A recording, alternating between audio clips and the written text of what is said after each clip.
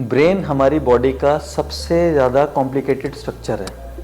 अगर हम ब्रेन की बात करें तो करीबन ब्रेन का वेट हमारी बॉडी वेट का केवल 2% होता है, लेकिन ब्लड सप्लाई जो हार्ट से हमारी पूरी बॉडी को ब्लड सप्लाई जाती है, उस टोटल ब्लड सप्लाई का करीबन 20% हमारे ब्रेन में जाता है। हमारा ब्रेन दो पार्ट्स में डिवाइडेड होता है, राइट हाफ और लेफ्ट हाफ। राइट हाफ हमारा लेफ्ट बॉडी को कंट्रोल करता है और लेफ्ट हाफ हमारा राइट बॉडी को कंट्रोल करता है।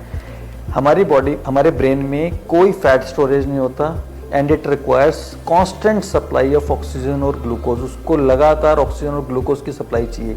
इसीलिए आपने सुना होगा कि जब बच्चा पैदा होता है और थोड़ा भी रोने में लेट हो जाए तो कई बार वो मंद बुद्धि रह जाता है, मेंटली डेवलप नहीं हो पाता। तो इसलिए उसको कांस्टेंट ऑक्सीजन और ग्लूकोज की सप्लाई चाहिए।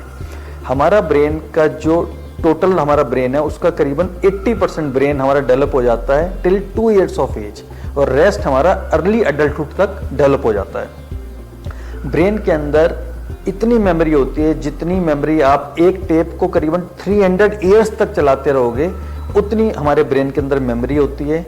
करीबन 86 बिलियन न्यूरॉन्स होती हैं। इसलिए आपने सुना होगा कि हर चीज़ का ट्रांसप्लांट आ गया। आज हार्ट का ट्रांसप्लांट है, लंग का है, किडनी का, लीवर का, लेकिन ब्रेन का ट्रांसप्लांट अभी तक नहीं आया क्योंकि बड़ा कॉम्प्लिकेटेड स्ट्रक्चर है।